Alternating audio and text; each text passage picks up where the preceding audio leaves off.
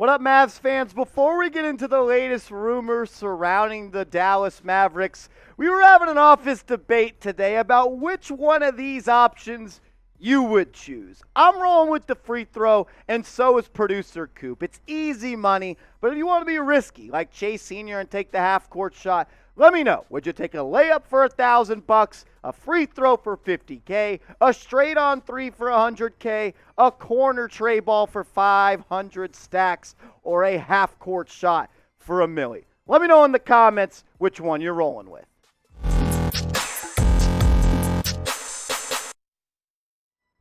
Welcome into Dallas Mavericks Today by Chat Sports. For the day, I'm your host, Marshall Green. We got some rumors surrounding Bojan Bogdanovic. We're going to talk about Luka a little bit, and then some upcoming important dates for the Dallas Mavericks as we get closer and closer to the 2022 regular season. Are the Mavs interested in Bojan? The Jazz forward has been the subject of trade rumors after the Donovan Mitchell trade. Supposedly the Jazz have offers lined up for all of their vets, and Bojan, Conley, as well as Clarkson. It's just a matter of time, according to the latest rumors, that they'll pull a trigger on this deal. But John Gambordo reported that Phoenix, being good, does work against them in competing for players, as their first-round picks are not expected to be as good as others. In the case of Bojan Bogdanovic, the Suns, Lakers, Mavs, and Knicks all have interest with draft picks and expiring contracts, the keys to a deal.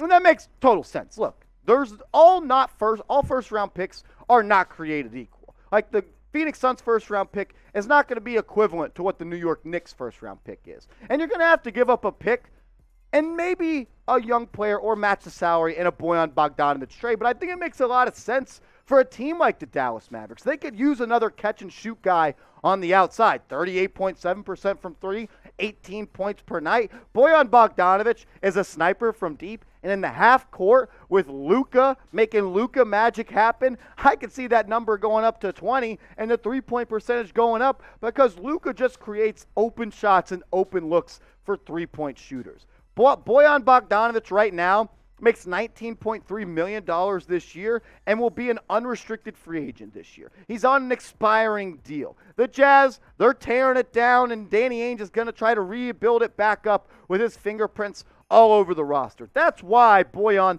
has been linked to teams like the Mavs and other teams in the NBA. But does it make sense for the Mavs? I think so. Let's talk about it a little bit more. Who would they have to give up? Maybe some of these expiring deals, except for Christian Wood. I don't see him in a deal whatsoever. Maybe Dwight Powell, maybe Theo Pinson, the most energetic bench player in the NBA, and then Frankie Smokes, Frank Ntilikina. Those are the expiring deals. But would any of those guys, besides Powell, be of interest to the Utah Jazz? I don't know. But what I do know is the Mavs would love to flip Powell's contract into something more useful. There's no doubt Dwight Powell is a serviceable big. He fits a little bit with what this roster needs. He brings energy. He can rebound. He's the guy that you like to have on this team. But reading the tea leaves, Powell won't be a part of this rotation this year. And I get that. But at the end of the day, if you can move that type of player who's outside of this rotation, and maybe you add a first-round pick on top of him to go get a guy like Bojan Bogdanovic, who might be a starter off this team or one of the first guys off the bench, it makes total sense for this deal to happen. I truly believe that Luka could bring the best out of Bojan Bogdanovic, but it's all about what the Mavs would be willing to give up. So what about this trade idea? Shout out to Jeffrey Cooperstein for cooking this one up. The Mavs, they get Bojan Bogdanovic. They also get Leandro Balmaro from the Utah Jazz. The Jazz would receive Dwight Powell, Davis Bertans, a 2025 first-round pick, and a 2023 second-round pick. I think that's enough to get it done. I think the Jazz are looking for first-round picks, not in the immediate future, because they have a lot of picks already stacked up there. They're looking for picks down the line. They want to rebuild this thing through the draft for years to come. I would do this deal, but I want to hear from you. Would you make this deal? Type Y for yes, type N for no. The latest rumors surrounding the Utah Jazz is that Utah is shopping all of its veterans, Bogdanovic, Conley, and Jordan Clarkson.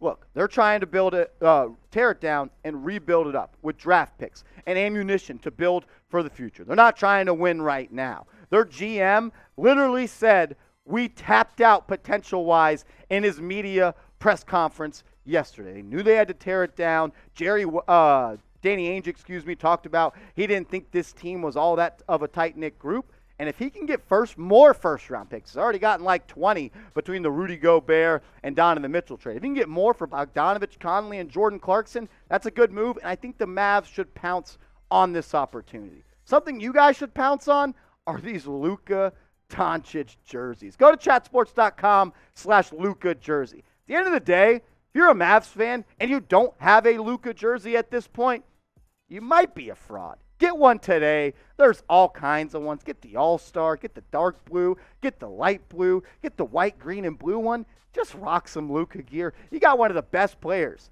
in the NBA on your team, maybe the best one. Show him some love. Get a jersey, the Nasty 77. Go to chatsports.com/Luka jersey. I'll put the link to that in the comments and description of today's show. We do have a Luka injury update around his ankle. He missed practice ahead of Slovenia's EuroBasket quarterfinals game versus Poland. Nothing too serious, but definitely something to monitor. And I mean, ankle injuries, they pop up all the time. I think he'll be back in a couple of days, but it's something we definitely need to talk about. Tim McMahon also tweeted this out. He said, Luka Doncic's scoring in the last 3 games, 36, 47, 35. The previous EuroBasket record for a Slovenian was Goran Dragic's 35 in the 2017 finals. Luka pretty much told Goran to hold my beer and watch this. 47 in a EuroBasket game is absolutely ridiculous. The defense is much tighter. There's a lot more contact. It's more of a defensive game than an offensive game like the NBA. Luka has talked about it's easier to score in the NBA compared to EuroBasket. But when you put up 45, I mean, sheesh. But Slovenia, they would play the winner of France versus Italy on Friday. And how cool would it be if Luka was able to bring it home for Slovenia? That'd be pretty dope. And I mean, hopefully he's healthy enough with that ankle injury. But I don't see anything holding him back out of that upcoming game if he is able to go. Let me know, though. Have you been enjoying watching EuroBasket so far? Just seeing Luka play basketball is one of the most poetic and beautiful things on God's green earth. It's a beautiful thing to watch. I hope you've been enjoying it. Type me in the comment section if you are. Let's run down some important dates we talked about at the top of the show.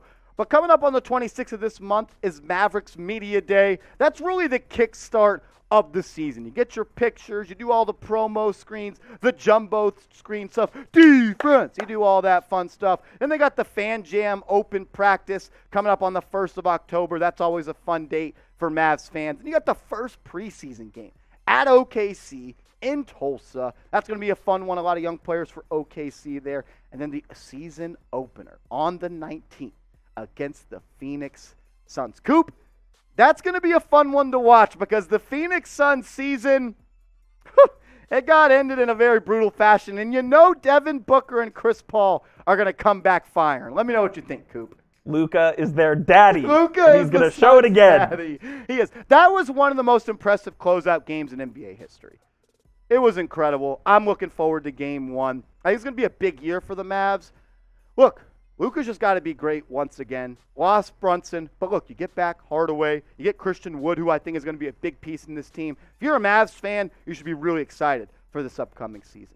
Let's show the excitement in the comment section. Let's get pumped up because basketball is just a couple of weeks away. If you're ready for the season to start, type MFFL in the comment section. We'll show love to everybody that does in the comment section, and we'll see you later on the next Mavs video.